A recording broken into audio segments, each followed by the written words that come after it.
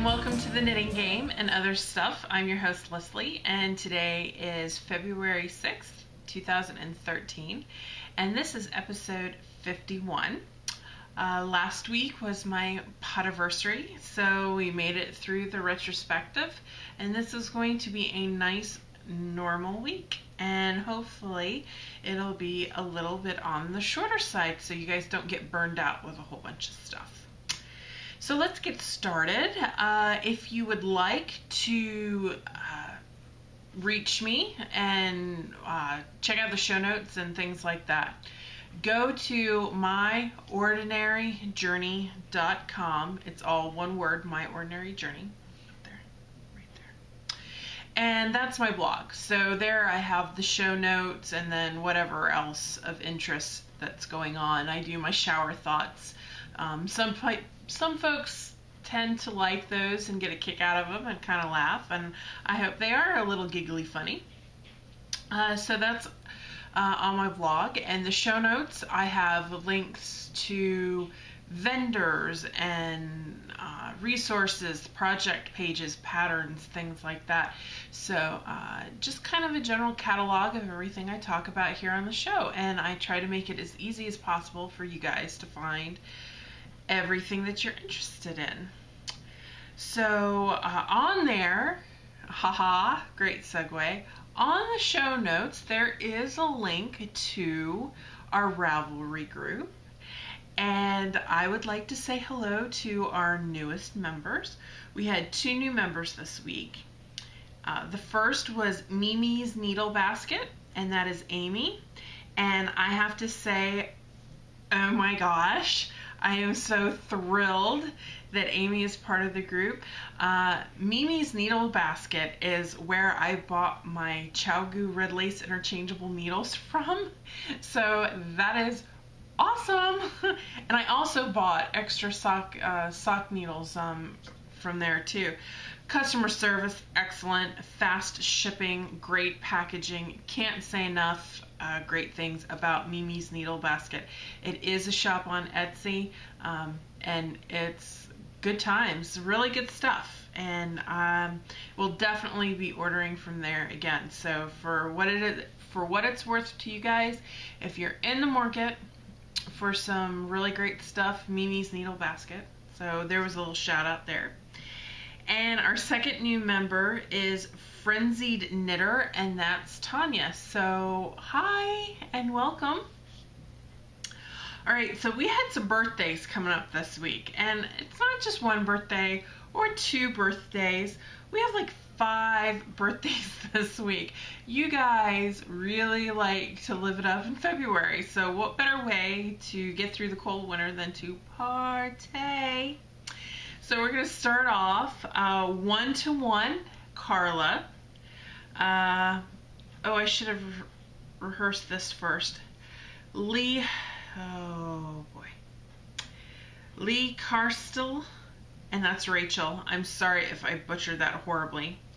Nana's Bug, and that's Laura. And then Singular Knitter, Sarah. Hi. And Lubai01, that's Helen. So happy birthday, everybody. I hope you guys have a great one. Birthdays are always so much fun, sorta, up until a point, I guess.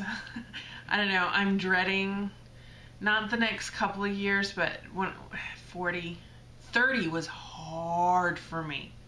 Hard.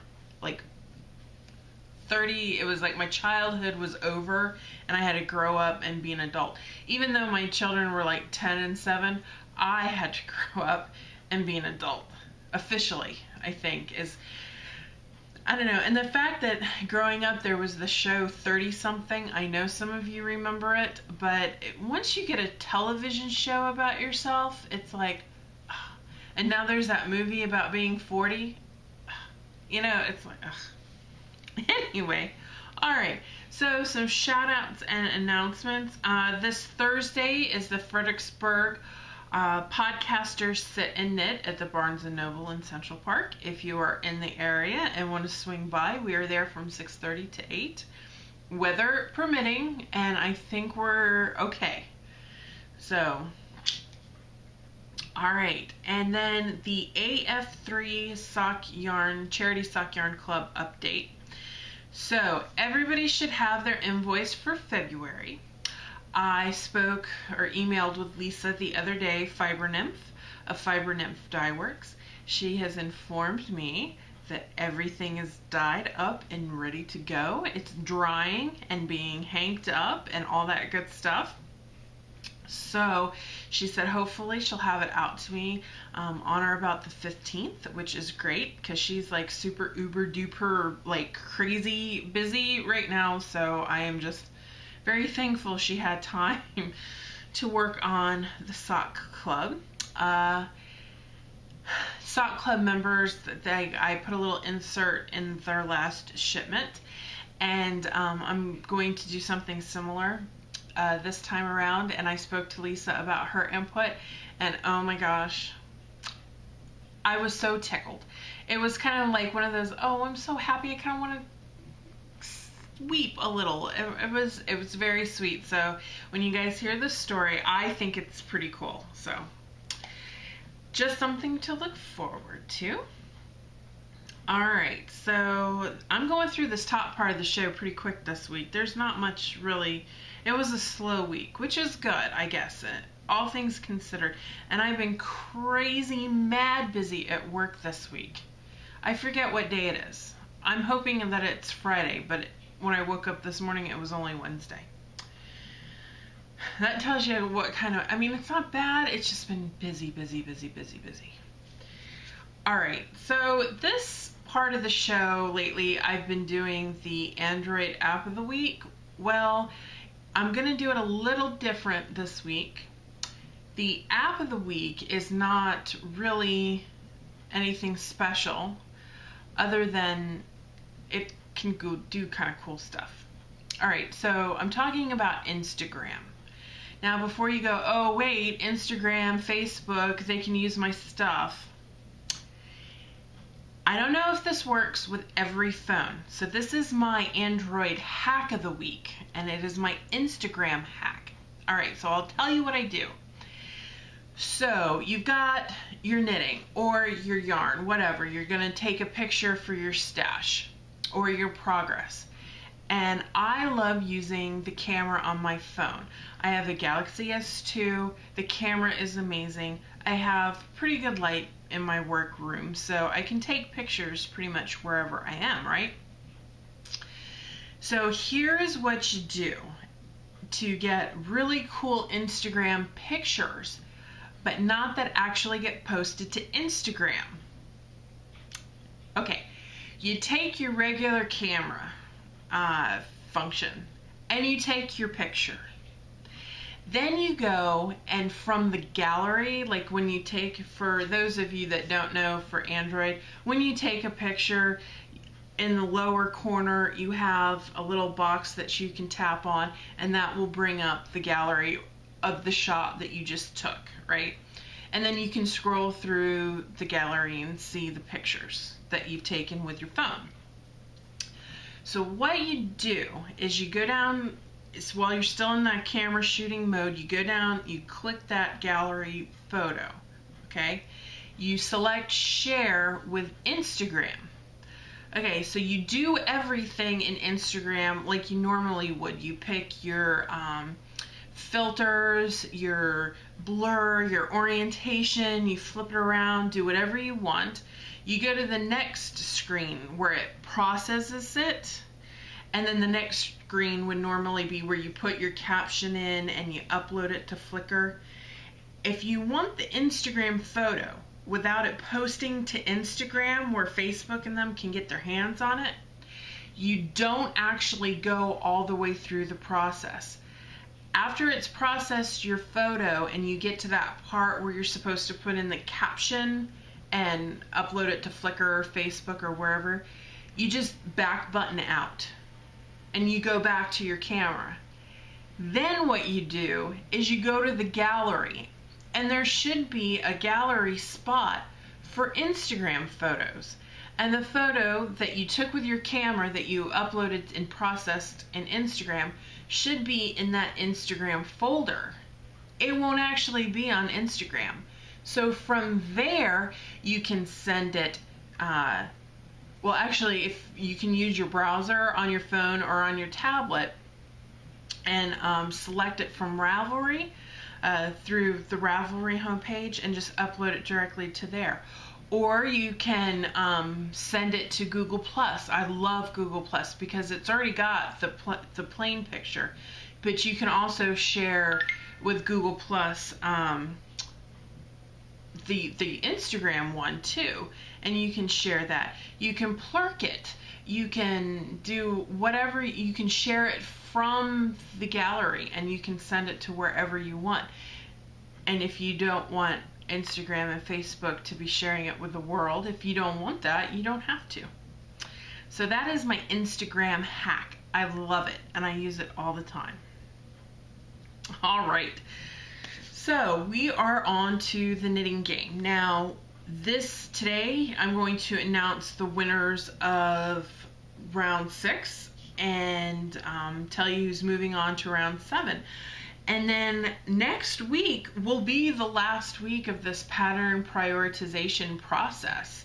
I have received other patterns, so we'll do it again maybe next year or 6 months from now when I get enough to go through a round. I think it's really neat.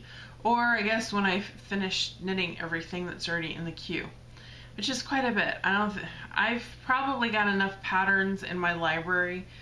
I don't have enough time left on this earth to knit them all. But they're fun. I like to look at them and dream and, you know, what kind of yarn am I going to use? How's that going to look? I love that creative process of, well, can I tweak this? Can I do that? So I digress.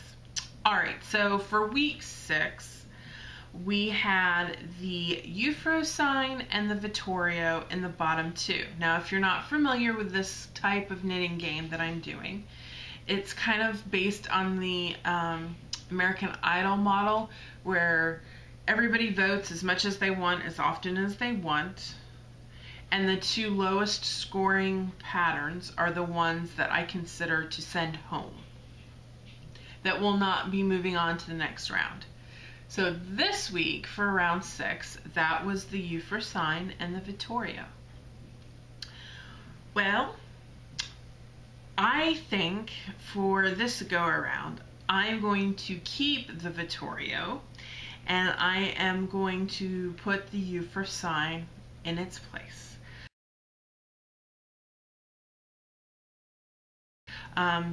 That's kind of like a shawlette type pattern. Lacy, kind of traditional lacy type pattern, and I've done, you know, the petal shawlette and a couple other lace shawls. So the Vittorio still looks different. The construction with the chevrons on the side, up and down, however it does it, it looks different. So I think that would be neat. And I would consider myself kind of a process knitter. Whenever I knit something, I want to learn something new. I want to have a new process. I want to have a new construction method. I want to learn something. I love that part of knitting and knitting all these different patterns. So I'm going to keep the Vittorio in rotation. I am going to put the Euphrosyne on the shelf. And that leaves us for week 7 of the knitting game, the For Good hat,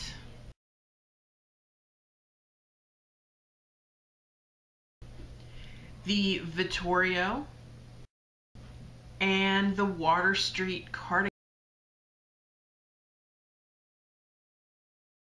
You guys are going to have me knit a sweater, I swear to God. Before this is all over, I'm going to knit a sweater this year. I promise. And I want to knit, I would love to knit 3. I'm shooting for 1. I would love to knit 3. If I can get 2, I'd be ecstatic. All right. So voting on the For Good hat, the Vittorio, and the Water Street cardigan will close on Wednesday afternoon, February 13th. So you've got a week. All right, so moving on to the prior knitting game winners that I currently have on the needles right now is the Easy 100th Anniversary Camping Half Circle Shawl, the Central Knits Knitting Game, and the Exotic Draped Ruffle. Okay, the Exotic Draped Ruffle, that one is like way down on the bottom of my priority list right now. If I ever get to it, I will. I hate to say that. It was kind of a letdown to realize how expensive the yarn that it calls for is, and I'm not actively seeking substitutions like I should. So it is what it is. I may knit it out of just some regular yarn that's not all crazy sparkly and glass beads or whatever, or I may pre-string. No, never mind. Forget that. I'm not gonna pre-string beads, but whatever. So okay, I caked up the yarn for the Easy Camping Shawl. I sat down to continue working on it, and I realized either I screwed up 2 rows down and forgot a yarn over, or I just don't know what row I'm on, and I'm trying to figure out where I am in the pattern.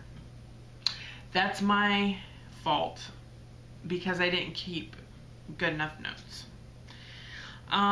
The Central Knits Knitting Game, I did cast it back on. I haven't worked on it, and I think I am going to rip it out and recast it on because I was playing with a new way of tensioning my yarn, and it really is not as even as it should be, as I'd like it. So I need to go back and redo that because I won't be happy with it, and I will always know it's there, and it will bug me.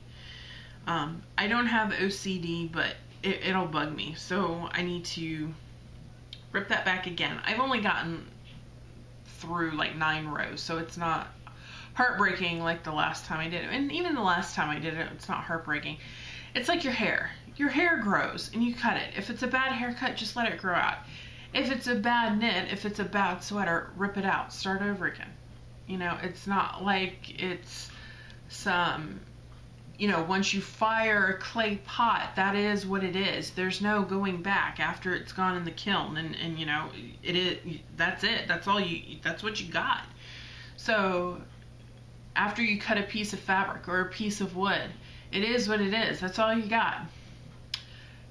Knitting, on the other hand, you can back out of just about anything. You know, you can salvage what you've been doing. You can go back and redo it and redo it and redo it and redo it. I think that's the beauty, one of the beautiful things about knitting, is you can just go back and fix it later. You're not stuck. You've got options. So, speaking of options, I have some other stuff. No finished objects in my knitting this week. I do have a hoe. It really is truly a half-finished object here. This is my Devil in a Blue Dress socks. The yarn is Lollipop Yarns Devil in a Blue Dress. And I didn't follow a pattern. I did my own cast on with a toe. I just did a vanilla cast on. I knit up to the point where the foot met the leg. When it's toe up, so where the foot met the leg, I stopped knitting there. I put my Afterthought heel waist yarn like that. See the little pink part right there?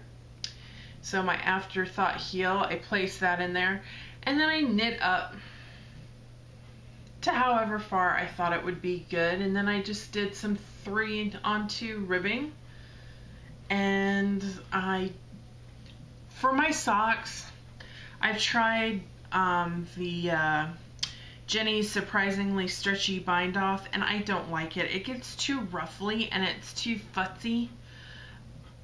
The bind off I really like for my socks is just Easy's Sewn Bind Off. It is so easy. It's by Easy, and it really is easy. It's very simple, and you know, some people complain about Kitchener, you know, because you have to Kitchener the heel, or, you know, just the Kitchener in general. I love the Kitchener. I think it's very process oriented, you know, front, back, back, front, back, back, front. You know, just that. I can keep it straight, and I like that, stitching it together. But I use the Easy Sewn Bind Off, and I think it's perfect. It's not too ruffly. I don't have to really worry about doing it in pattern. I think it looks fine either way. I don't know if you can tell. And I've noticed when I hold things up here, as soon as I pull it away or get ready to, that's when it focuses. So I'm going to leave it here just a moment longer than I usually would. So hopefully it focused. So anyway, on the sock, I was able to I took out the waste yarn and I did my afterthought heel. And I gotta tell you folks, I purposefully paid attention to when I was placing that waste yarn, so I would get it right smack dab in the middle of this dark blue stripe here. So when I went to go do the heel, I would have it almost perfect. And I could not have asked for a better, I mean, I took the heel out just a little bit too far, so I kind of got this little pooky thing, but I think it fits great. So I'm just going to keep it like that. And I'm going to do the same on this one. So I've got to pick up the stitches and do that. Something I did differently, I used Lala's, Laura from the Knit Girls, her pattern for the heel, her instructions for the heel. But instead of picking up 2 stitches here where it comes together, I picked up 4 because I didn't want holes. And I don't remember where I read it. I thought I was on TechKnitter, the blog techknitter.com, but I can't find it now. But the instructions to pick up stitches for like thumb gussets on mittens or on the heel is you don't pick up that first stitch. That's not where you pick up. You go the second stitch in and you pick up from there, and then you won't have the holes. The thing is well, when you do that, yeah, you're kind of overlapping a little bit, but it doesn't really, and it's on the inside. And when I tried the sock on, I couldn't feel it. I think I wove in all my ends already. We're gonna find out. Oh, I didn't have enough. When I joined the yarn to do the heel, I knit the yarn, the tail actually in with the stitches, so I wouldn't have to weave in the ends. But I've got a little bit hanging out here because I don't really have enough to tie it off and secure it or weave it in to get rid of it, but I don't want to cut it. So I'm just going to leave it like that. It doesn't bother me. All right. So this is what I was talking about earlier. When you pick up the stitch, 1 stitch in, you get a little bit of bunching like that. I know it's hard to see because it's a dark color, but I think it really does on the outside at least. Now, I don't feel this on my foot. Granted, I have neuropathy and I don't feel anything on my feet, but even if I could feel it, I don't think it would bother me. But I think it really does. The finished product comes out so much cleaner looking, and you don't have the holes. Which they don't really bother. Like, who is going to be looking at my foot that bad to see a hole where my heel and my foot leg come together? Nobody. But still, you know, you want a clean looking finished product, and I think that does it. I really think that's a very good representation of a sock. Now, granted, this hasn't been soaked or anything, but yeah. So those are my Devil in a Blue Dress socks. I'm knitting those on Knit Picks 1.5 US needles, and I'm using Lollipop Yarns Devil in a Blue Dress. Alright, so the only other knitting project I've been working on this week, surprisingly, was my Ninja Stealthy Don't Cage Me In socks, because I've been actually tinkering around with these for quite some time. When Heather of Highland Handmaids Fiberista Files, when she released the pattern, I picked it up. I had the coupon code, so I picked it up for free, and I immediately cast it on because I had won a hank of her yarn, her Sugar Maple Sock yarn, in the Unforgettable colorway. It's a one-off. It's a unique color. Nobody else is going to have it. It's a variegated yarn, which is what the pattern is really great for. So I have had this cast on for some time, but I had never talked about it. And I just got to go into town on it this week. So I love her toe. Her toe is just a little bit different than the toe that I normally use. This is more, I do start off with a wider toe, but it's very angular, and the way she does her toe, it's a little bit circular. It's a more rounded, and I really, really like it.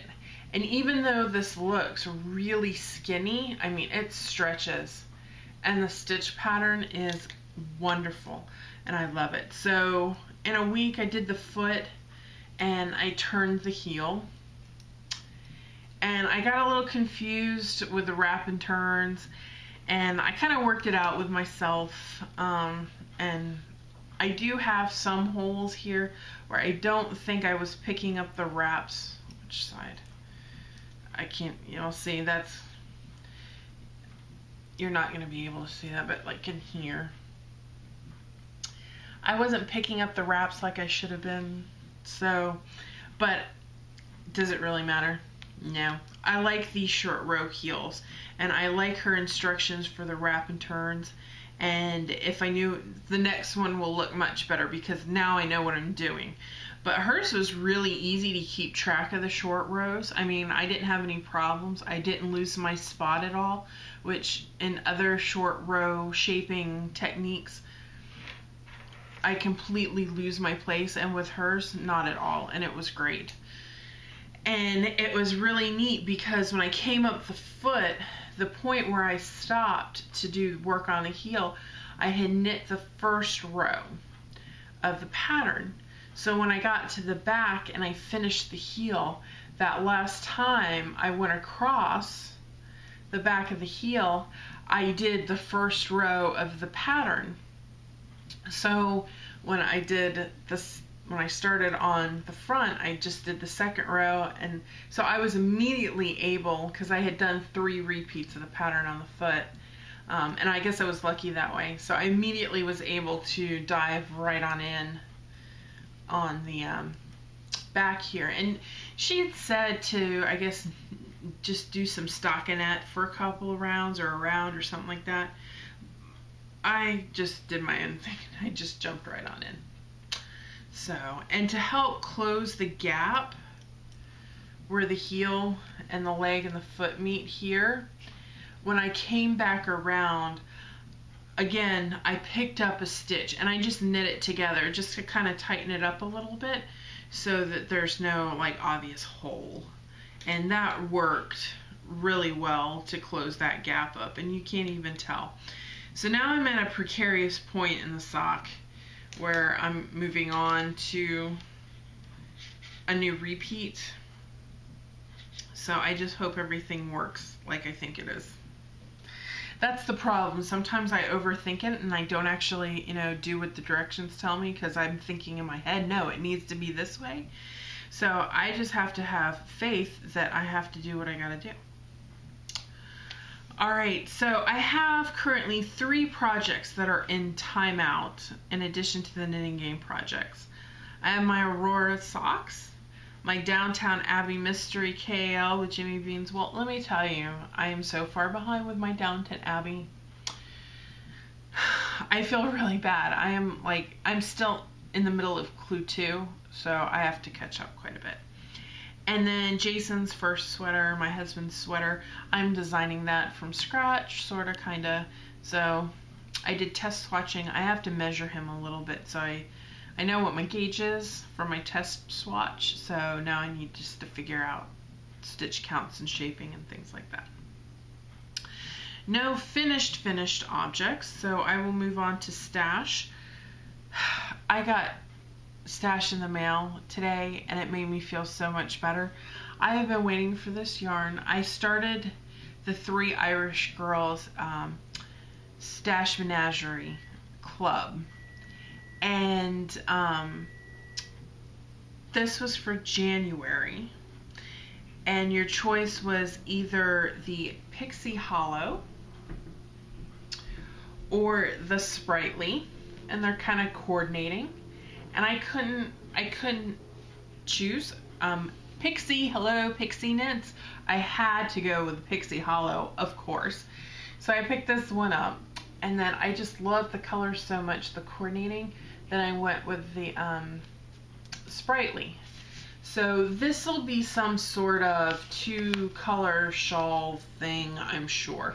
There's only 320 yards, and it's the Kelis Sport Merino. It's 100% merino. It's sport weight, knit on US size 2 to 4. But it is only 320 yards each.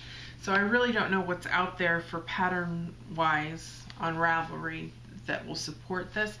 So if there's nothing out there, I might just come up with something on my own. We'll see.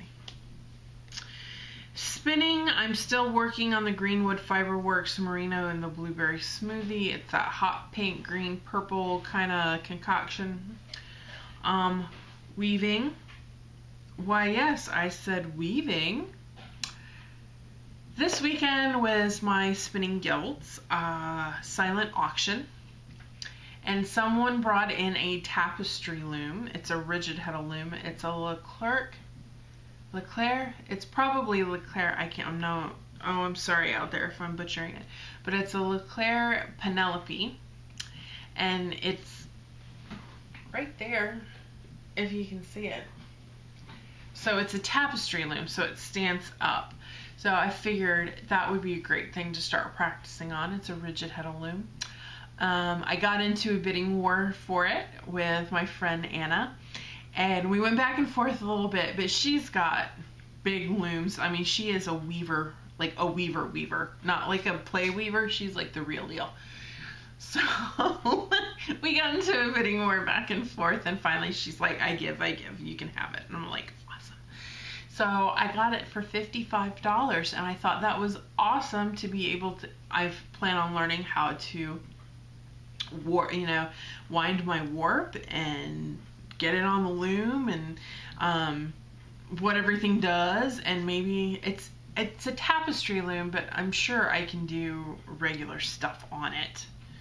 I'm sure that the weaving overlords are not going to come over and, come in with scissors because I'm weaving a scarf on a tapestry loom. So I like that. The weaving overlords are going to come with scissors, Edward Scissorhands. Okay. All right, so Friday I'm off from my real world job, and I get to do my job I really, really love. So I have a shop update on Friday, and it'll be about noon. So I wanted to go over some things. I realized the last time I had a shop update, I didn't actually show you guys what I was going to have in the shop as far as new stuff. So I'm going to show you some things that are there right now. So if you wanted to go pick them up, they're already in the shop, so you can grab them. So this first one is really cute. It's like Fancy Kitty. It's these psychedelic cats. So Fancy Kitty. And the lining is like this blue with like gold paw prints. So that's one set.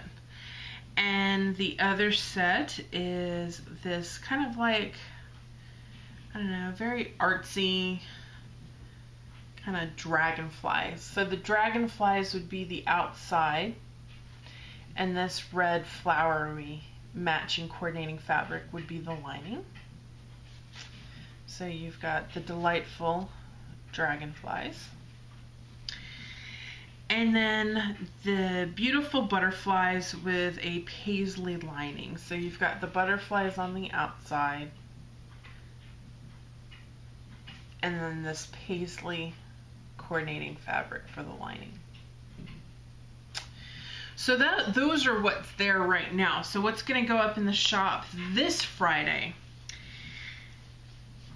Are you ready to get your geek on? Because I surely am.